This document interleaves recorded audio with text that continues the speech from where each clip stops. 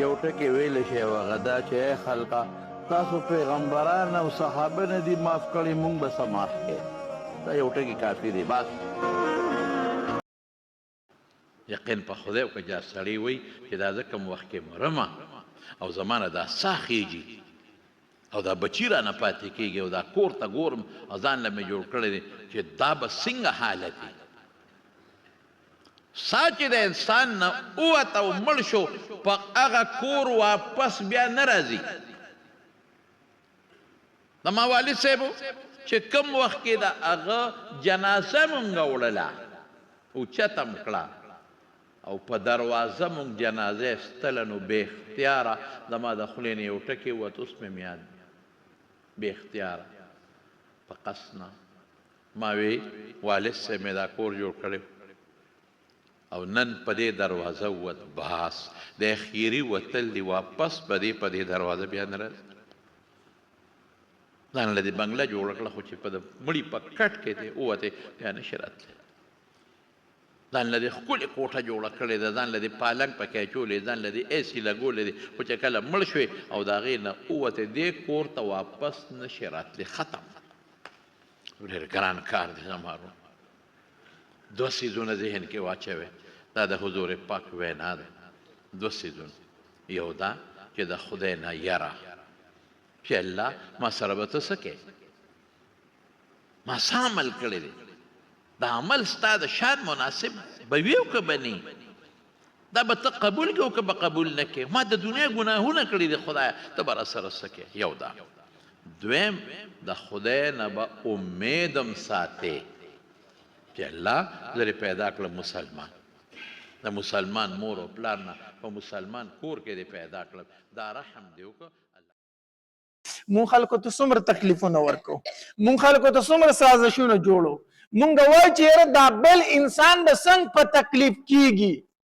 دته به زه کم ځای کنده کنم چې دی پای کنده کې ورته وشي او یاد وساته کله چې د بل مسلمان ته کنده کنسته په دغې کنده کې به پخپله پریوځي کله چې دیم د بل مسلمان ته سازش کو په دغې سازش کې به پخپله ګرفتار کیږي د نبی علیه السلام عادت مبارک ده چې څوک به هم بیمار شو نبی علیه السلام به یې پوښتنې له ورتلو کو هغه کافر و کو مسلمان و کو هغه مشرک و کو هغه یهودي و تاسو به ډېر واقعیت داسې اورېدلي چې د یهودیانو بیمار فرسیلم نبی علیه السلام ورغلی دی نه ابو جهل چې وکتل چې یاره دی خو د هر سړي بیمار فرسیل او تپوس له ورځي راشه اوس ورسره یو کار کومه ځان یې په زور باندې ناجوړه کو ځکه دا ورته پته و چې دی به زما تپوس له راځي نو ځان یې په زور باندې ناجوړه کو او په لاره کې یو کوې وکنسته د کور ته چې کومه لار راتله په هغې کې یو کوې وکنستو او د پاسه یې پې داسې یو کچه غونته کې سفر وکړو لښتې مختې پې کېښودې او بیا یې پې خاوره ور واړوله کچه غاړې ورله جوړې کړي نو دی به وایي چې دا لاره ده نو دی چې څنګه په دې خپکي دي ښکته به ورته وشي چې ښکته ورته وشي په تکلیف به شي په دې کې به ننوځي یا به بیا موږ د پاسه ورته وکړو نعوذ بالله مړ به یې کوم به خلاص شو نعوذ بالله دا یو سازش یې جوړ کړو ځان یې بیمار کړو کوې وکنستو بیا نبی علیه السلام پسې یو کس ولیږو چې هغه ته ووایه چې ابو جهل بیمار دی هغه خبر کا ابو جهل بیمار دی کس ورغی نبی علیه السلام ته وویل عمرو بن هشام چې دی هغه بیمار دی ابو جهلو نو تماشې له نه ورښکاره کېږي نبی علیه السلام وفرمایل ولې نه راځئ چې تماشې وکړو که نه چې هغه بیمار دی خو پوښتنې له تله غواړي نبی علیه السلام را روان شو ابو جهل خوشحالېده زه چې کوې مې ورته کنستی په دې کې به ورته وشي چې څنګه په لاره باندې را روان دی فورا جبري علیه السلام راغی وی د الله پاک پیغمبره مخکې لاړ نه شي ولې وی ځکه تا ته په لاره کې کوې کنستی دی په لاره کې کوې کنستی سازش یې درته کړه مخکې لاړ نه شي نبی علیه السلام د لارې نه واپس شو چې واپس شو ابو جهل خبر شو وی نبی علیه السلام د کور خواته را رسېدلی خو واپس روان شو بیا واپس شو هغه ډېر زیات وارخطا شو وی ښه دې زما کور ته رانږدې شي بیا څنګه واپس شو دا خبره تېره شو خو رامنډه یې کړه چې د کور نه رامنډه کړه دا تیرو چې ما په لاره کې کوی کنسته دی چې رامنډه کړه بس پاغه کوی چې خپل کې خو په خپل او تحقیقله کوی مکنه د بل سړی په لار کې چرستا به د کوی په غاړه لار شي رامنډه کړه په کوی چې خپل کې خو په خپل او تحقیقله چې کته ورته لاړو د پاسه په خوري موري هر څو ورلو چې کړي خلک چې ټول شو ال ابو جهل کوی ته ورتاو شو ابو جهل کوی ته ورتاو شوی دی خلک راضي رسۍ راوړي خو چې رسۍ کته کې غلندېږي چار څومره وګدا رسۍ راوړي خو چې کوی ته ورخته شي هغه شي لنډه شي دا د نبی له سلام معجزه وا خلکو وسې وکړه خو ابو جهل د کوی نه چاراونیستو ابو جهل د کوی نه رښتل کېږي خلکو وسې وکړي ابو جهل ورته ځان مستړی کوي د خکته نه نور را له تکلیف را کوي د پاسه غاړي یو راځي خوري را باندې راتاوي په خورو کې خو نیم پټ کړم نور تکلیف را کوي تاسو ما نشئ استه تاسو کو ډیر وسیو کوي ما نشئ استه وې څنګه وې ما به هغه څوک باسي چې چاته ما دا کوی کنسته هغه پیغمبر ته وایي محمد تا صلی الله علیه وسلم هغه ما استه شي بل څوک ما نشئ استه هغه په سوال جواب وکړي نبی علیہ الصلوۃ والسلام ته ویل شو وی ابو جهل و چې ما دې استه شي بل څوک منی شي استرا شغرو باسه نبی علیہ السلام ډیر مهربان او ډیر رحم دلو فضل ډیر زیات نرمو وی ټیک ده اگر چې دا کوی د ما تکنسته او اگر چې دا سازش د ما تکړو خو زه به رو باسه میس خبره نه ده چې د کوی غاړي نبی علیہ الصلوۃ والسلام راغی عامر ابن هشام روباسم د خو یو شرط په زما منی یو شرط نه چې څومره شرطونه وای ټول در لمنه ما خو ما د دې کوی نه خلاص کا دلته مرما په دې ځای کې اورو خخېږم خو د دې ځای نه مې خلاص کا یو څه شرط دی نبی علیہ الصلوۃ والسلام ورته فرمایل وی شرط می دا دی چې راو دی باسم نه پما به ایمان راوړي الله به یو منی ما به الله تبارک وتعالى پیغمبر منی ایمان راوړي ویزه یوازې نه دا ټول کوم مې پتا ایمان راوړي خو ما دې ځای نو باسه ایمان در باندې راوړم وعده مې در سره ده دا د نبی علیہ السلام معجزه او چې څنګه لاس مبارک ښکته کو ابو جهل چې د کاور کړه بره د کوی نه راوخی چې بره راوخی جو کنه چې څنګه وروته نبی علیہ الصلوۃ والسلام ته ویل وی رسول جادوګری ښا څنګه جادو دې کړو ستاسو جادو مقابله نه کیږي ګور الله تبارک وتعالى چې څوک بیلاری کی کنه داغه پلار کول بیا ګران دي کم انسان چې الله بیلار کو کنه داغه په لار کول بیا ګران کار دی نو ابو جهل چې څنګه د کوی نه راو کاغو ډیر لوی جادوګر غټ جادو دی کړو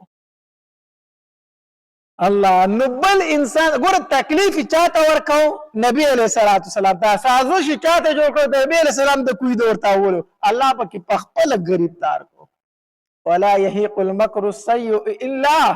باهله چاته چې د بد تدبیر کو په د تدبیر کې په خپل غریب تار کېږي چاته د کند کنسته په د کند کې په خپل غورځي کې بل تکند مکنه بل لخپې موخه په خپل بر رسوا شو ذلیل بشي حدیث مبارک کې راځي نبی علیہ الصلوۃ والسلام فرمایي یو انسان ګناه کولا او پکې جاو کې دن کولا دن تاسو مخکې لیدل کې جاو باندې په پردي یو ډولې غونته بوا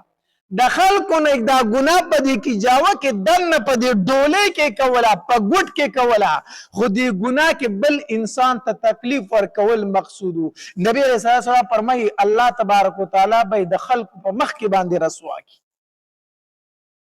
د خدا ګناه پټه کوله د خلکو نه پټه کوله خو مقصد به دې ګناه کې د بل مسلمان تکلیف کولو الله تبارک وتعالى به دا انسان د خلکو په مخ کې رسوا کی اگر چې د خلکو نه پټي بل انسان ته تکلیف مو ورکوه بل انسان ته ضرر مو ورکوه د موسی علیه السلام په زمانه کې یو مالدار سره چې نوم یې قارون دی بعض علماو لیکلي دي مورخینو چې دا د موسی علیه السلام د تره زوی و بعضې و چې نه د تره زوی نه خو هسې رشته داري و دی منافق و په ظاهر کې په موسی علیه السلام ایمان راوړی و خو د زړه نه یې نه منلی او الله تبارک وتعالی ورله بېدریغه مال ورکړی بېدریغه مال مورخینو لیکلي دي وایي د ده غټې غټې بنګلې وي او د بنگلو دا دروازې چې کومې دي کنه په دې دروازو باندې د سرو زرو کار شوی او په دې کې ملغلرې او جواهرات پې لګولي او په بنگله کې به دا قنادیل ډیوې مونږ چې ورته اوس نن سبا پانوسونه وایو دا رازوړندې ډېر عجیبه عجیبه بنگلې رخ کړې وي په سوونو اوښان په سوونو اسونه تاریخ لیکي وي د اسونو چې کوم زینونه وکړه هغې باندې به دا کار د سرو زرو شوی د اسونو زینونه د سرو زرو جوړو دا کار به پې د سرو زرو و غلامان او وینځې دی په سوونو الله تبارک وتعالی ورله ډېر یو بېدریغه مال ورکړی و خو مورخینو لیکلي دي وایي دا مال یې په حرامه طریقه جمع کړی یو 3 کاره به یې کول یو کار به یې دا کو سود به یې کو سودخور قانون سودخور دا مال ډیر زیات په سود راټول کړي وو د مجبور سړي د پیسې قرض ورکا الګ پلان کې تاریخ لبره لبیا لز دبره پیرا کوي لز دبره برا کوي خځه تاریخ په پروشو پیسې را کوي ما سره خنشته خا پلان کې تاریخ به شل دبره را کوي بیا غ تاریخ نشته بیا 50 دبره را کوي پیسې به ورو ختی یعنی د قرض ورکو پیسې به ورته راتله او قرض من ختمېدو سود خوې داسې کنه چاله लाख روپۍ ورکي چې تاریخ به شاټ کېږي نو لس پسې خېږي نو دې ته بیا لږې لږې اصولې او قرض ختمېږي نو ځکه چې په بره روان دی نو یو سودخور دی سود به یې کو دویم به یې دا کو چې کوم زمیندار به مجبوره د هغې نه به د 3 او د 4 کالو په حساب سره فصلونه واغستل ارزان او بیا به پې واپس ګران خرڅول سم داسې کېږي که نه فصلونه به ارزان اخیستل د مجبوره زمیندارونه نغدې پیسې به ورکړي او بیا به یې پې ګران خرڅو دویم به یې دا کار کو او دریم دا چې په ناف تول کې به یې کمې ډېر زیات کو په ناف تول کې به یې کمې کو تله به یې نیغه نه ساتله نو په دې یعنې په ډوک باندې مال را جمع کړی و لنډه دا ده مال یې په دې طریقه ډېر کړی و ډېر زیات مال وله الله ورکړی و موسی علیه السلام حکم وکړو وی د مالدارو نه زکات اخلئ او غریبانانو له ورکوئ د زکات حکم یې وکړو دا خبر ده ته راورسېدو د وی دا ایمان خو لږ راوړی دی چې اوس راباندې زکاتونه هم ورکوي ته خو د ځان پته وکړه چې مال خو الله ډېر مال را کړی دی قرآن کې الله تبارک وتعالی د هغه متعلق فرمایي وی د هغه د خزانو چابیانې به دا لویې ډلې ګرځولې غټې ډلې به د ده د خزانو چابیانې صرف ګرځولې یو تن د 2 تنو د 3 تنو د ګرځولو چابیانې نه وي هسې چې چابیانې دومره وي نو دا خزانې به څومره وي بیا پرې خزانو کې دا مال څومره پروت خو ډېر مال یو که نه نو پای کې خو بس لږ زکات نه و پای کې خو ډېر زکات و نو چې موسی علیه السلام د زکاتو فرمایل چې د مالدارو نه زکات اخلئ غریبانانو له ورکوئ نو ده وویل وی ښه ایمان خو لږ راوړی دی چې اوس رانه پیسې هم اخلي اوس رانه زکاتونه هم اخلي داسې کېږي ښه مالدار سړي باندې زکات بعضې مالدار ښه مالداران پکې ډېر زیات شته دی ډېر مالداران پکې داسې هم شته دی چې د خپل زکاتو سره ډېر فکر وي خو اکثر داسې پکې هم وي چې یاره د زکات دا ټکې پې ډېر بد لګي ته ورته وایې زکات ورکه دا ټکې پې ډېر بد لګي او هغې له هم حیلې او بهانې جوړوي زکات به هغې سړي له ورکوي چېرته اشر غوبل له وله راځي او چې چېرته رانغی که نه هلکه پلان کې غریب له پکې زکات ورکړه که نه هغه مشی دی سړی هغه اوس غریب نه دی ما ورته وایي چې پلان کې کار له راشه نه راته راله دا زکات یې د سره نه کېږي دا ځان له سنبال که سړیه ټیک شي که نه ځان له دې کار کتلی څوک دله اشر له راځي څوک دله غوبل له راځي څوک د دیرې ته حاضري کوي هغه له به زکات ورکومه او چې نه راځي زکات نه ورکومه دا زکات یې رسره کېږي نه ځان له سنبال که چې په مخ ملازه باندې زکاتونه ورکوي زکات به غریب له ورکوي کو تاله راځي او که نه راځي نو دا زکات دا فرض دی ګورئ دا ورکول پکار دي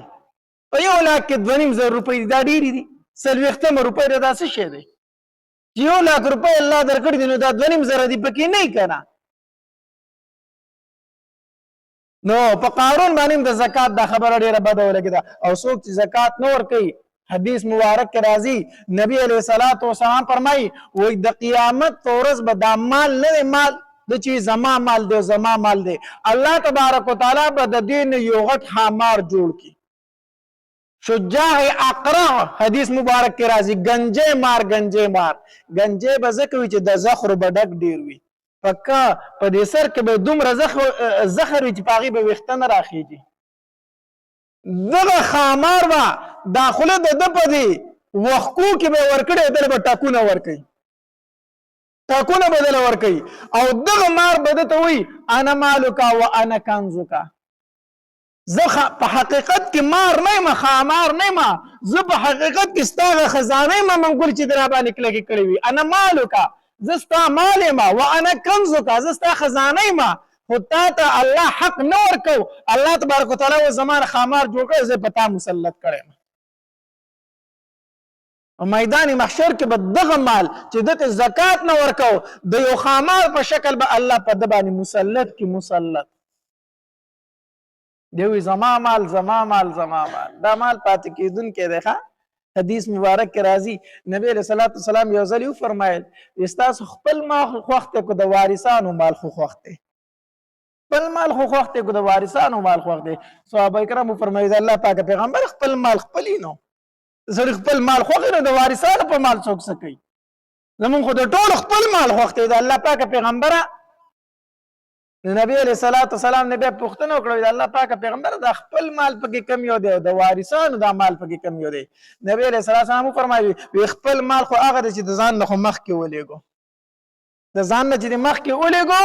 دا ستا خپل مال دی او دا کم چې ستا نه پاتې کېږي دا د وارثانو مال دی چې د الله په لاره کې دې ور نه کړو سبا به مړ شي نو دا چا ته پاتې شو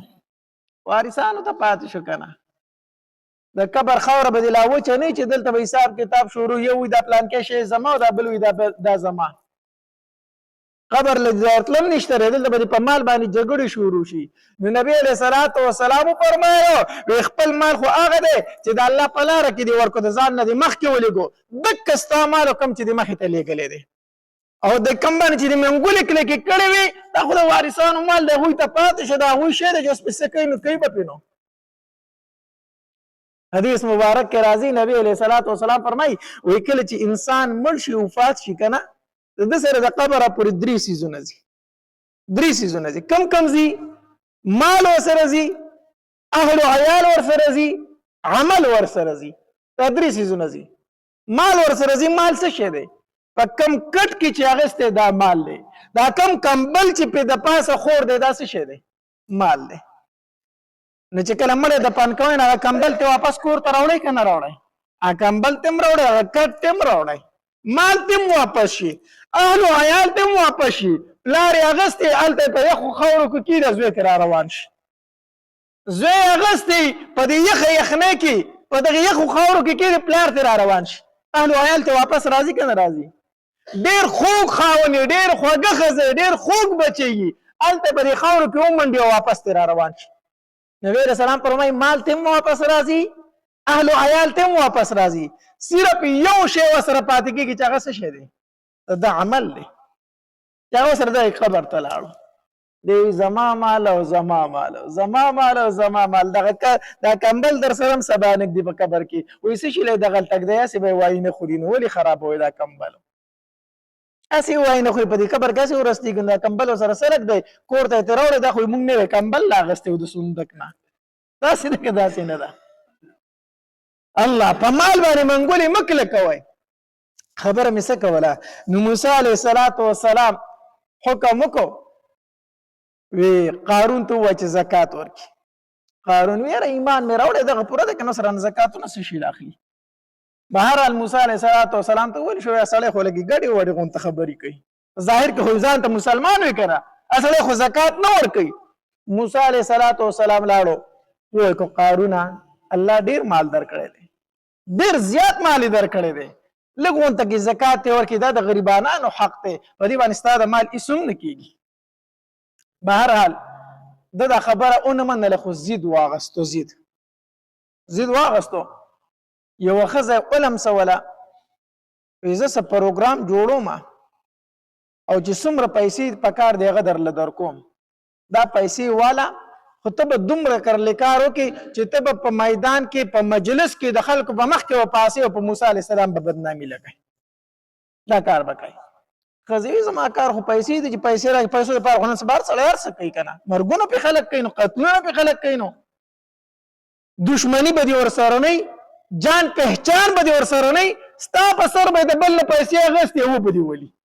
دومره لاس د خلکو ورځي دومره لاس د خلکو ورځي که نه هلکه تا سره خو بد نه دي کړي ستا سره کمې دشمني ده ستا په سر به یې پیسې اخېستي پیسو څه شی دی دومره انسان چې دا زړه سخت شي که نه د ګټې نه هم سخي بیا ښه هغې سړي ته به ټوپک ونیسي وبه یې ولي ډز ډز وبه یې ولي ولې دې ویشته لکه دشمني دې ورسره وه نالګي دې ورسره وه څه بد دې تې لیدلي نه هېڅ هم نه ولې دې ویشته ما له 1 لاک روپۍ چا راکړې وي نعوذ بالله پیسو دپاره هر څه کېږي که نه ښځې هم پیسې واخېستې بهرحال قارون وي یاره موسی علیه السلام دې خلکو ډېرې بدعملۍ شروع کړي دي بدکارۍ په کوم زیاتې شوي نور سم زیات شوي نور سم زیات شوي دي زه یو مجلس لګوم دې خلکو ته لږ واعظ نصیحت وکړه موسی علیه السلام ډېر خوشحاله شو زه چې د قارون زړه لږ سم شوی دی ښه سړي سره خو ډېر فکر دی وایي چې زه لوی مجلس خلک راټولم او ته ورته بیان وکړه موسی علیه السلام خوشحاله شو مجلس ولګېدو ډېر غټ مجلس ولګېد قارون خلک راټول کړی دی موسی علیه السلام پاسېدو بیان یې شروع کړو پلانکی ګناه داسې ده پلانکی ګناه داسې ده په هر ګناه باندې بحث کوي حتی دې پورې چې چا بدکاري وکړه او شادي شده واده والا سړی و د دې ګورې په شریعت کې سزا دا ده چې دا به وجلې کېږي سنګسارېږي به دا خبره چې وکړه یو سړی پاسېدو وی هسې موسی کو دا ګناه ستا نه وشي نو بیا موسی علیه السلام یې کو زما هم دا ګناه وشو ما به هم سنګساروئ په سزا کې پیغمبر او عام کس یو شان د سزا به ټولو ته ورکېږي وی خلکو دا ګناه ستا نه شوي نو تا به هم سنګسارو وي او په دې کې یو جینۍ پاسېده وي موسی دلته و چې زنا بد کار دی او داسې دی او داسې دی او داسې دی ګوره د الله نه هم نه یېرېږي تا خو زما سره دا کار کړی دی په ډک مجلس کې پې تهمت ولګو تا خو زما سره بدکاري کړې ده او نور خلکو ته واعظ او نصیحت کوي په خپله دا کار کوي هسې اخو پیغمبر و پیغمبر د ګناه نه پاک دی ګناه د پیغمبر د ګناه نه معصوم دی معصوم ګوره دا خبره یاد وساتئ ښه قبل النبوه بعد النبوه پیغمبر د ګناه نه څه دی معصوم دی نبی علیه السلام فرمایي وایي زه ماشوم وم وړوکی وم په مکه مکرمه کې د ټنګ ټکور یو ځای کې مجلس و پروګرام و دا خلک چې د حجرو ته د جړاګانو ډمې راولي که نه نو داسې څه ډمې خلکو راوستي نو هلکان تللی نو زه ورسره هم لاړم چې زه ورسره لاړم په حجره کې ناست وو خو لا ډمې راغلي نه وي پروګرام لا شروع شوی نه و وی چې زه څنګه کېناستم الله په ما باندې خوب راوست اوده شوم چې سهار غونته که ټایم کېده وي هغې ملګري زه راویښړم چې پاسه مړه ته خو ودی وی ما ورته چې څنګه چل دی هغه ټنګ ټکور هغه مجلس به کله شروع کېږي وی چې ختم شوی دی ته لا وده یې نبي علیه السلام فرمایي زه الله د هغې نه محفوظ وساتلم ما هېڅ هم نه دي لیدلی نه مې اورېدلي دي الله وده کړی وم الله پیغمبر د ګناه نه څه وي محفوظ وي هسې نو خبره مې څه کوله پیغمبر خو د ګناه نه محفوظ دی یو عام داعی د خلکو ته دعوت ورکوي د نیکۍ حکم کوي او په ډک مجلس کې هغه ته خلک ووایي چې مړه وایي یو څه کوي بل څه دا د هغه دپاره څومره د درد خبره ده که نه په خپله دا ګناه کوي موږ ته وایي چې مه کوه اوس ما ته یو تن وایي چې مولي صاحب موږ ته لګیا په خپله دا ګناه کوي نو دا خبره په تاسو اثر وکړي بیا چې په ما کې یو ګناه موجوده او تاسو ته هم چې داسې مه کوئ په خپله به چې مولي صاحب په خپله لګیا موږ ته خونې کوي دا بیا اثر نه کوي ښه نو موسی علیه السلام ته هغې زنانه وویله موسی په خپله دا کارونه کوي زما سره د بدکاري کړې ده او موږ ته نصیحت کوي موسی علیه السلام وی ای زنانه ستا دې په هغې ذات باندې قسم چې ته یې پیدا کړې ستا دې په هغې ذات باندې قسم چې تا ته یې د ښکلی شکل درکړی دی ته رښتیا ووایه چې یقینا دا کار ما تا سره کړی دی دې زنانه چې د الله نوم واورېد که نه چې ستا دې په هغې ذات باندې قسم چې ته پیدا کړې زنانه په رپېدو شوه چې د الله نوم یې واورېد په رپېدو شوه وی موسی ته د الله رښتینی پیغمبر یې خو ما له قارون پیسې راکړې وې چې ته به داسې ووایې ته پاکې ما قارون نه پیسې اخېستې ما صرف د پیسو دپاره په تا باندې تهمت ولګو موسی علیه السلام زړه ته ډیر درد ورسېده قارون په دې کار باندې کله چې ستا په عزت باندې حمله وشي که نه ستا په عزت پسې څوک خبرې وکړي که نه تا زړه ته ډېر درد ورکوي ډېر تکلیف ورکوي چې یو کار در پکې نه یو خلک درته ووایي چې تا دا کړي او تا دا کړي دا سړي ته ډېر تکلیف ورکوي موسی علیه السلام ته ډېر تکلیف ورسېدو لاس یې اوچت کړو وی الله دا قارون تباه کړه الله دا قارون تباه کړه زما په عزت یې حمله وکړه فورا ځمکه کولاو شو قارون پکې دننه شو د خپو نه یې راونیو قارون چغې کړې خلکو ورته کتل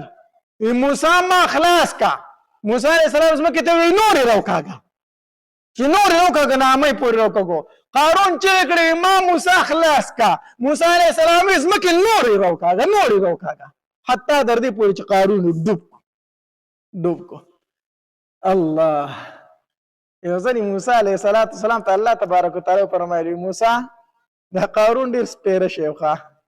ډېر بېکاره سړی و ګوره تا ته بار بار چغې والي چې ما خلاص کا نه که نه الله د معاف کېدو نه و که نه ګوره په ما یې تهمت لګولی و ډېر رزیل سړی و ځکه مې نه معاف کو الله تبارک وتعالی ورته وفرمیل کو دې رزیل ما ته یو ځل چغه والی و چې الله ما خلاص کا ما خلاصوم خو ما ته یې اواز نه کو تا ته یې چغې والی چې موسی ما خلاص کا الله دومره مهربانه ذات دی ښه که ما ته یو ځل ولی قانون کړی چې الله ما خلاص کا دی ما ځمکې نه بار ته ایستو خو هغه ما ته اواز نه کو تا ته یې چغې والی چې موسی ما خلاص کا او ستا پې ترس نه راته نو تا به وي ځمکې راوکاږه الله قارون د چا خلاف سازش کړی د موسی علیه السلام الله په خپله رسوا کو په خپله د خلکو په مخ کې باندې ذلیل کو الله د بل چا خلاف سازشونه مه جوړوئ بل چاته کندې مه کنه په بل چا تهمتونه مه لګوه د بل چا د عزت سره لبې مه کوه الله به دې ګوره په خپله رسوا کې یاد وساته د چا عزت ته خرابو الله به دې خپل عزت خراب کړي پردی کور دې ورانو الله به دې خپل کور روان کړي ګوره یاد وساته د بل بچی دې د پلار خلاف کول الله به خپل بچی خلاف کړي ګوره یاد وساته دوه وروڼه دې جنګول د خپل وروڼو سره به په خپله په جګړه شي یاد ساته الله نو حدیث مبارک کې څه من اکل طیبا چا چې حلال روزي خوړله وعمل فی سنت په سنتو باندې عمل کو دریم وامن الناس بوائقه خلق محفوظ و د تکلیفونو نه خلکو ته تکلیف نه ورکو نبی علیہ السلام فرمایي دخل الجنه د انسان څه دی جنتی دی الله تبارک وتعالی دې مونږ کې د اعمال راولي واخر دعوانا ان الحمد لله رب العالمین داسې بیانات اورېدل لپاره زموږ د یوټیوب چینل واجد اسلامیک سټوډیو سبسکرایب کړئ په دې به تاسو ته انشاءالله العزیز ښایسته واقعګانې او بیانات میلاویږي او د ګنټې د نښانه سره کلیک کړئ تاسو ته په دې باندې په ډیلي بیسس باندې نوي نوي بیانات مخې ته راځي او د خپلو ملګرو سره لازم د ثواب په نیت باندې شریک کړئ کمنټ کې ماشاءالله سبحان الله لازم ولیکئ ډېره مننه